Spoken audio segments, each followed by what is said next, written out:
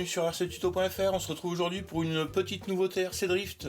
Donc on reçoit aujourd'hui le Sakura D5S. Le D5S, c'est le remplaçant du Sakura D4. Donc le Sakura D4, on vous l'a déjà présenté en vidéo, quand même sur beaucoup de vidéos. Donc ces semaines-ci, le Sakura D5S est sorti. Donc c'est un châssis uniquement RWD, donc 2 roues motrices arrière. Comme vous pouvez le voir, le moteur est totalement à l'arrière, donc c'est un châssis RR avec le moteur derrière le train arrière. Le SC est à l'avant et on a ici les amortisseurs qui sont en kit IFS, donc dans des amortisseurs à l'horizontale dirigés vers l'avant. Donc on va ouvrir ça ensemble aujourd'hui avec vous. Donc à l'ouverture du kit, on retrouve des jantes et des pneus, donc ce sont l'équivalent des jantes qu'il y avait dans le kit D4. Donc ce sont quasiment les mêmes en blanc. Les pneus, on va les essayer, mais à mon avis, il va vite falloir les changer. Vous avez ici les écrous de roue et les petites tiges pour l'hexagone. On a ici les supports carrosserie, les bumpers avant, les aimants pour le support carrosserie. On a ici des têtes d'amortisseurs. Ici, ça doit être des supports carreaux aussi. Voilà, donc on a ici l'éternel petit kit d'outillage avec une pince en plastique, des clés à roues en plastique, les clés à biellette, pardon. On a ici les amortos en plastique, donc des amortos à bain d'huile, avec ici vous avez de l'huile en 200 qui est livrée.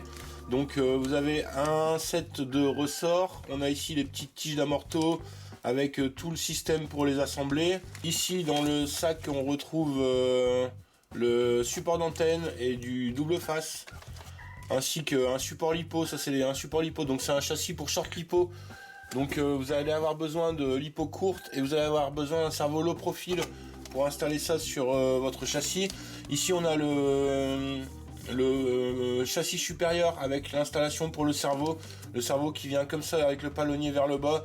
Donc il vous faut un servo court low profil pour éviter que ça déborde de trop. Voilà, donc on a un kit de visserie avec la direction. Ici donc il me semble que c'est la direction, je pensais que c'était une direction à glissière, mais c'est une direction classique. Donc sans glissière, vous avez une tour d'amorto ici pour l'arrière. À l'avant il n'y a pas de tour d'amorto. On a ici les fusées KPI, donc c'est les fusées KPI d'origine de chez 3 Racing. Vous avez des cardans pour l'arrière, des cardans articulés.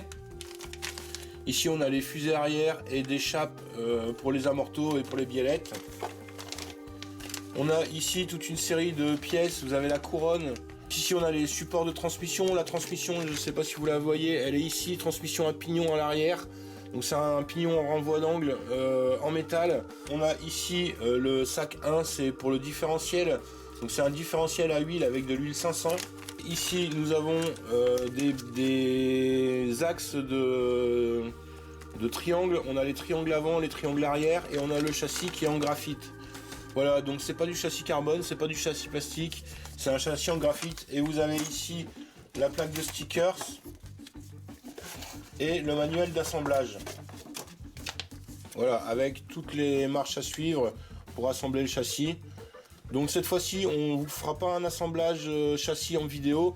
Ce sont des vidéos qui sont beaucoup trop longues, en sachant que j'ai plus trop le temps pour filmer tout ça.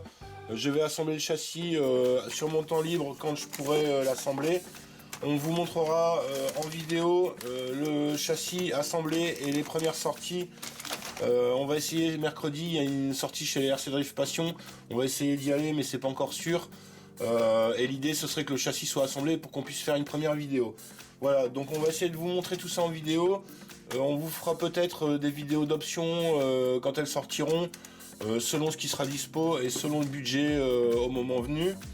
Voilà, donc c'est le Sakura D5S. Donc je l'ai trouvé chez RC Mart à 80 $. Alors attention parce que les frais de port sont à 60 $ et c'est livré par EMS, donc vous avez de la douane. Donc là le châssis m'est revenu à 120 € livré, plus 35 € de douane, donc c'est un châssis à 150 € quand même. Donc c'était pas prévu, mais voilà, maintenant qu'il est là. Voilà, donc essayez de le trouver en Europe, si possible en France ou en Belgique. Merci de nous avoir suivis, on vous partage ça rapidement sur les réseaux sociaux, vous pouvez nous retrouver sur Instagram et Facebook. À bientôt.